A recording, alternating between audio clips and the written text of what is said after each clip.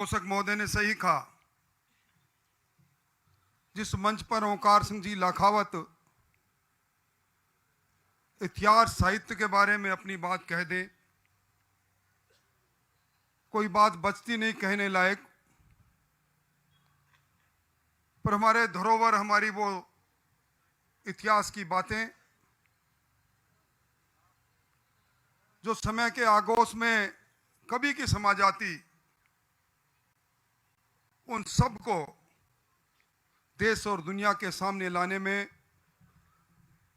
धरोहर संरक्षण का बेखूबी काम करने वाले विद्वान वक्ता आदरणीय ओंकार सिंह जी लाखावत साहब,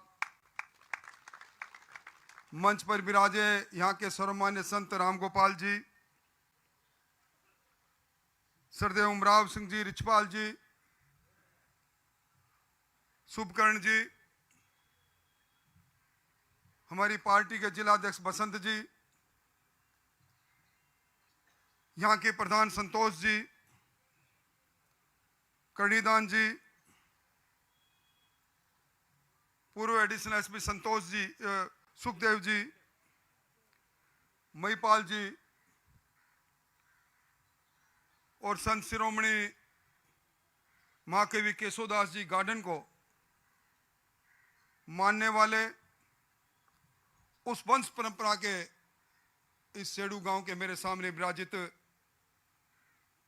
सभी सम्राट नागरिकगण, दूर बैठी शक्तिसुरा माता और बहनों, बातों में कहा करते हैं कि व्यक्ति आता है, मृत्यु पीछा करने प्रारंभ कर देती है, सबको एक समय में काल कल्पित होना पड़ता है। पर कुछ लोग काल के कपाल पर वो रेखाएं खींच जाते हैं कि इतिहास के पन्नों में समा जाते हैं। और इसी प्रकार का एक इतिहास, केशवदास जी का इतिहास,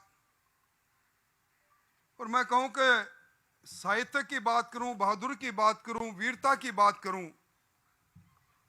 भक्ति की बात करूं, अनोखा सम्मिश्रण उनके व्यक्तित्व में था। अभी उन्होंने, लाखावत साहब ने अमर सिंह जी राठौड़ के अमर होने की बात उनकी कविता में कही, पर बल्लू चंपावत जो अमर सिंह जी का शव लेकर आया था, जब महारानी ने कहा मुझे सती होना है, वीर गति को प्राप्त हुए थे, उन पर भी अगर किसी ने सटीक कविताएं लिखी तो भगत शिरोमणि केशवदास जी गांडन ने लिखी। राजस्थान में लोग कहते हैं कि यहाँ के गांव-गांव में भक्ति और शक्ति, वीर और वीरता, इनकी कहानियां छुपी है। कर्नल टाड ने एक बार कहा था अपनी पुस्तक में कि राजस्थान के अंदर गलियों में जो धूल है, उसमें वीर पुरुषों के पुरुषार्थ की हड्डियों की राख छुपी है। और कर्नल टाड ने यह भी कहा था कि राजस्थान का जो समृद्धशाली राजपूताना का इतिहास है, अगर चारण साहित्यकारों का योगदान नहीं होता, अगर उस वक्त के इतिहास को बचाने में उन लोगों का इतिहास सर्जन में उस समय जब मुगलिया सल्तनती पुरुषार्थ नहीं होता, तो आज इतिहास के पन्नों में वो इतिहास नजर नहीं आता।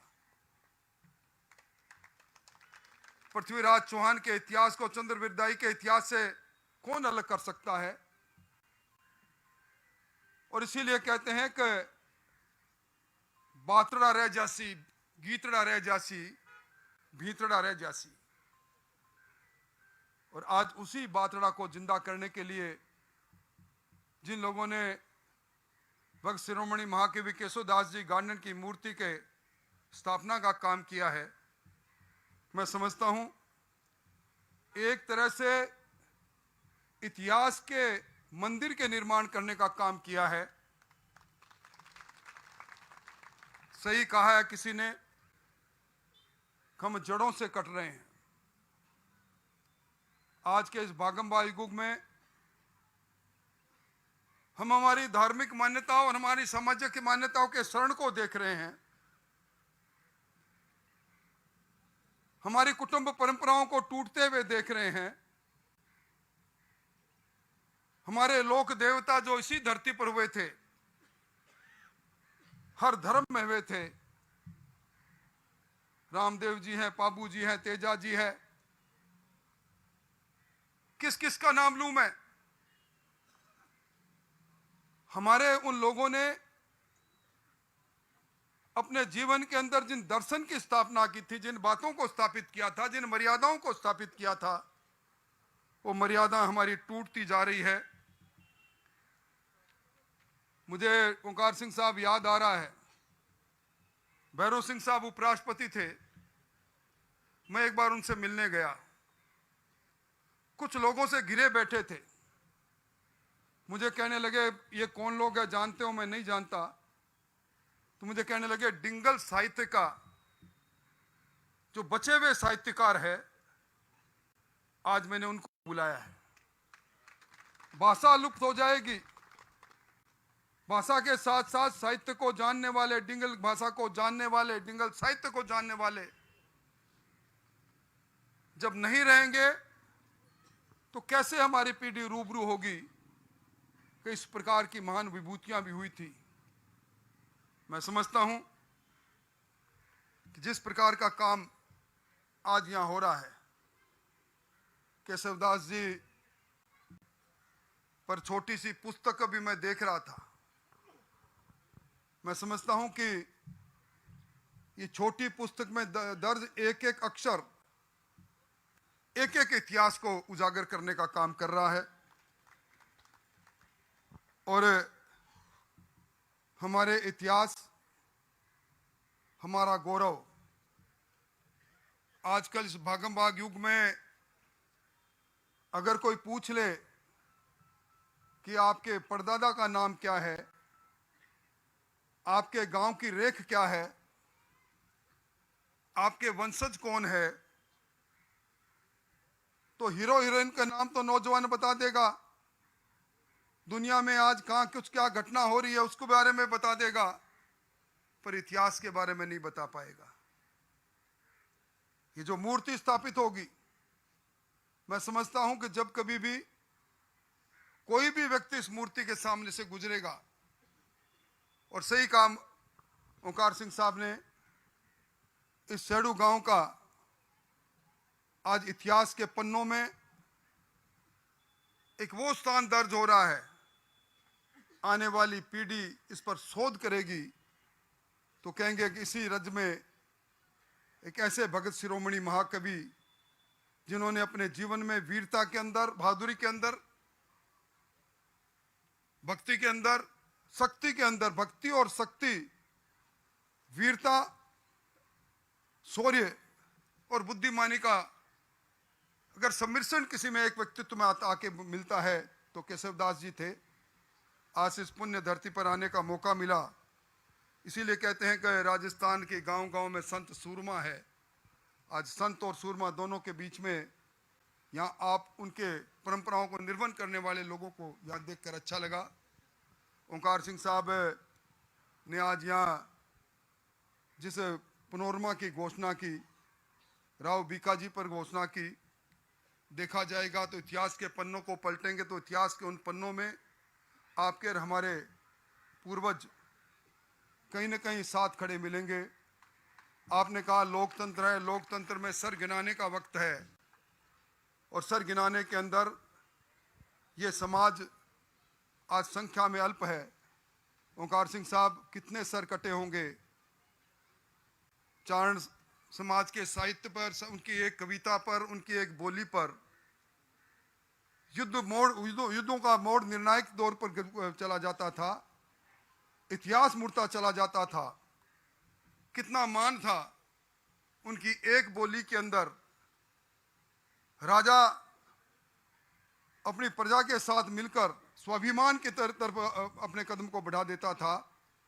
यही तो हमारा साहित्य है, यही तो हमारी धाती है, यही तो हमारी संपदा है।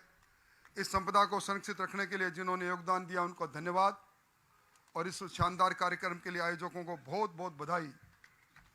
विशेष तौर पर भगवान सिंह जी, आपको बधाई। आज यहाँ संत के रूप में राम गोपाल जी, श्यामदेव जी, लक्ष्मीबाई साहब सब विराजे हैं। आप सबका सानिध्य प्राप्त हुआ। मैं तो इतिहास के विद्यार्थी के रूप में जब कभी भी ओंकार सिंह साहब का कहीं कार्यक्रम होता है, शायद आपको याद हो या नहीं हो, मैं चाहे कहीं भी हूँ, मेरे मन में एक बात रहती है और मैं मेरे साथियों को कहता भी हूँ कि ओंकार सिंह साहब का भाषण रिकॉर्ड कर लेना, और मैं जब गाड़ी में बैठूँ तो मुझे ज़रूर सुनाना, क्योंकि कुछ न कुछ सीखने को मिलता है।